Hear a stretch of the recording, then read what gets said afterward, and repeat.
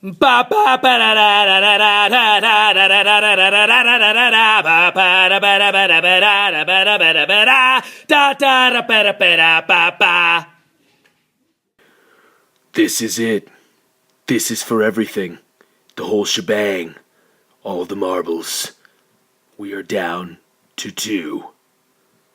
What have the game makers devised for the final challenge?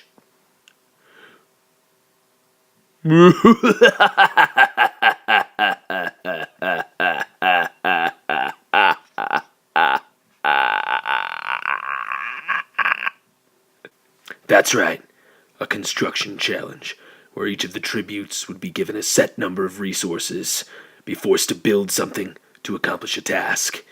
They would have rubber bands, 2 paper clips. Those could be useful. Giant handful of pipe cleaners, very bendy. Even bendier though, bendy straws, 100 count. Also, small, regular-sized marshmallows, and giant roaster campfire marshmallows. What would they have to do? Construct a weapon that could knock over a box that had the opposing tribute's picture on it from a distance of 8 feet away. With the only other rule being that the weapon could not leave their hands in order to knock over the box, the tributes were given time to brainstorm and think of ways to construct this required weapon. What would they come up with? How would they put these precious resources together? The gong rang, and they began. Geo went straight for the straws, and his opponent was quick to follow. How would they put them together? What would they use? But the bigger question, how would they cope with the sad, horrendous faces of the eliminated tributes that were lined up around them and forced to watch this final challenge? Look at those cold, dead stares. Let's see how Amirani's coping.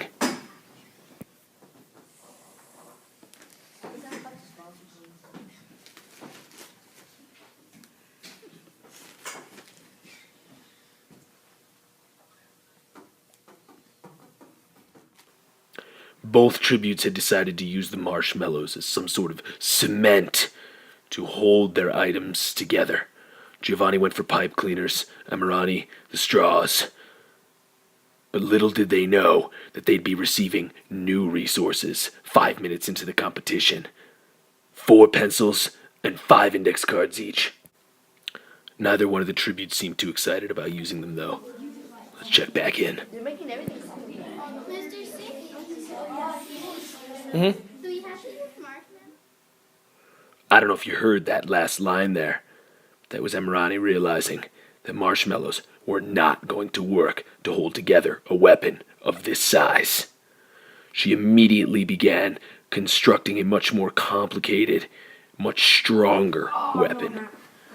Geo was slower to realize this. I got it. Let me just do a couple of switches.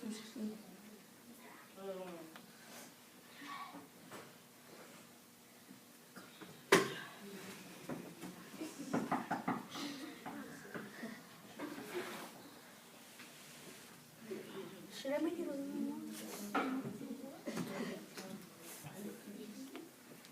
Oh, you that sucks. You can't throw it. What? Nothing. I like turtles. Is that it? It'll be like that. I'm just saying, I like turtles. Can we rip our things in half? You may do whatever you want with your building materials. But know that if you use it, you can't get any more. He decided to stick with the marshmallows, while his opponent slowly started tying straws together with pipe cleaners and rubber bands. It didn't look like she was making much progress. Inch by inch, minute by minute, Geo got a little confident and began to showboat for the crowd. Ready? Set. Go.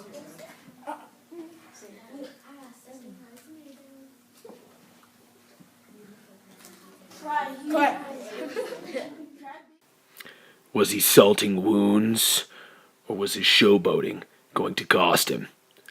Soon we would find out. He began to measure the distance, and then constructed a giant marshmallow club for the end of his pipe cleaner whip.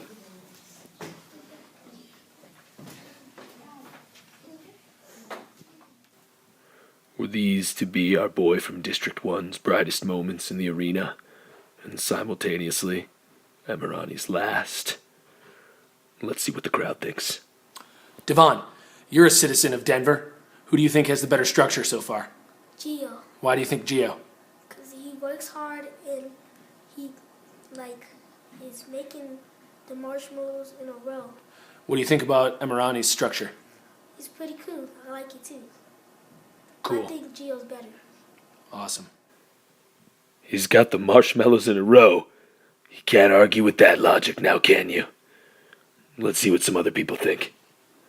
Violet, you're a citizen of Denver. Who do you think has the better structure so far? Geo, Why do you think it's Gio? because it's longer. What do you think of Emirani's structure? Cool. Who are you rooting for to win? Geo. Cool. Even though Giovanni has the support of the crowd, his opponent is slowly making progress to catch up towards him as he figures out how he's going to launch this mammoth marshmallow missile at his opponent's picture. Let's watch. Oh, Gio, you make the longest marshmallow snake.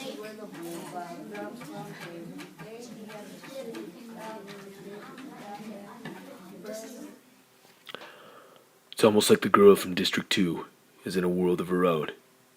She hears nothing, sees only her goal.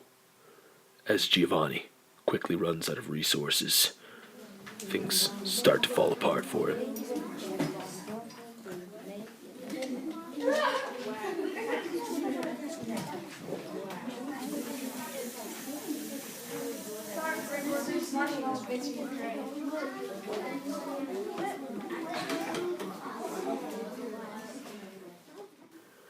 Though marshmallow pythons look pretty sweet, they don't actually stay together too well. Giovanni realizes this and scrambles to come up with a quick fix. He begins to put straws together, knots a marshmallow at the end, takes some desperate swings. He's gonna have to change his plan altogether, but is he too late?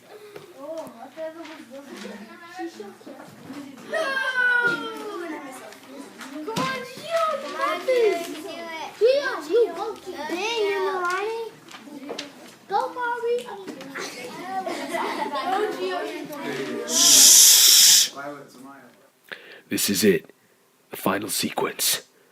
Will Indiana Jones be able to whip his way into the victor's crown? Or has he squandered too much time? Let's see how it all ends. Watch your foot crossing the line. Back it up. Your right foot needs to back up.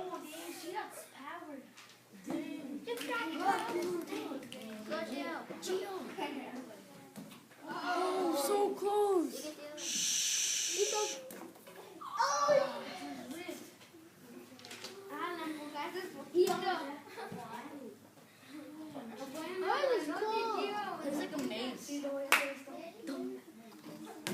Oh, she's getting closer.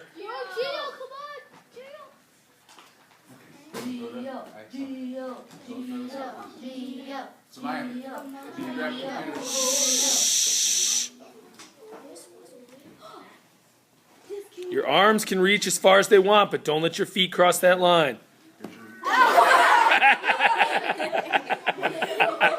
What'd you say? That's gonna make a good souvenir someday, Quindale. Oh, this flew over here.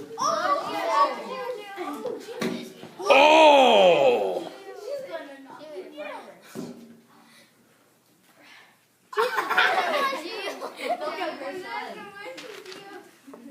I'm Ronnie. You're competing against him. Yeah, that doesn't mean that the games have to change you, Mr. Brescia. One of the main themes. Oh, man. Is that one of the themes of the real game? That's the whole Thanks. idea behind Thanks a lot, Katniss. Mr. Pressure. Or Thanks that's for one of wandering in her while I'm shooting video. goals is to win Sparking without changing conversation. herself. Totally cool. Really appreciate it. Okay. I don't know, Saul.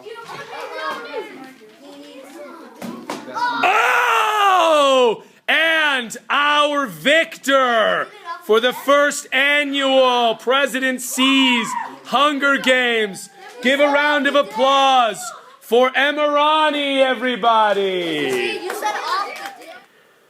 I guess it turns out slow and steady really does win the race, which is pretty important. Especially when it's a super rad, awesome, quadra cool race like this one. He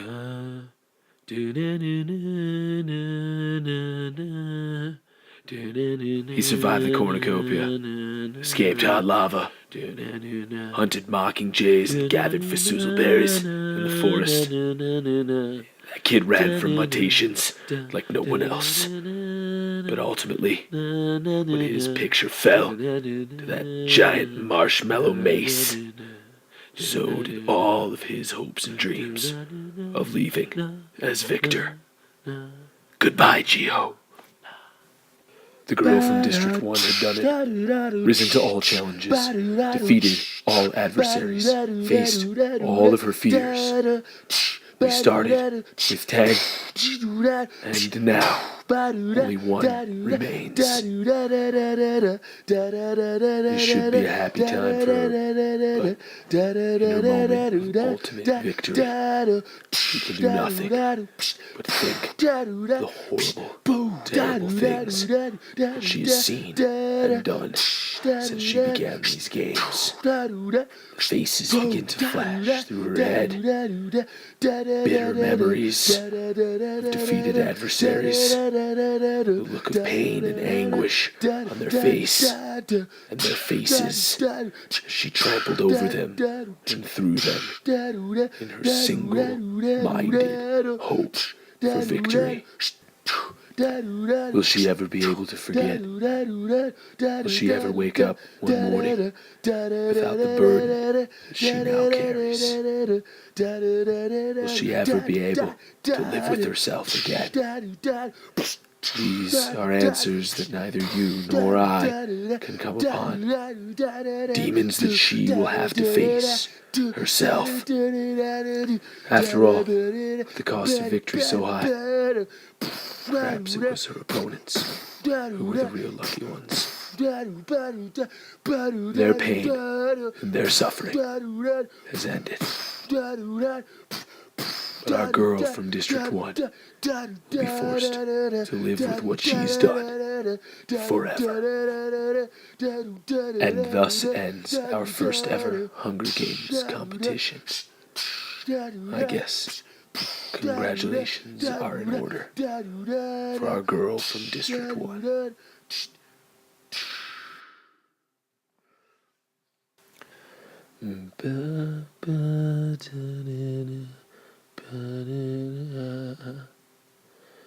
But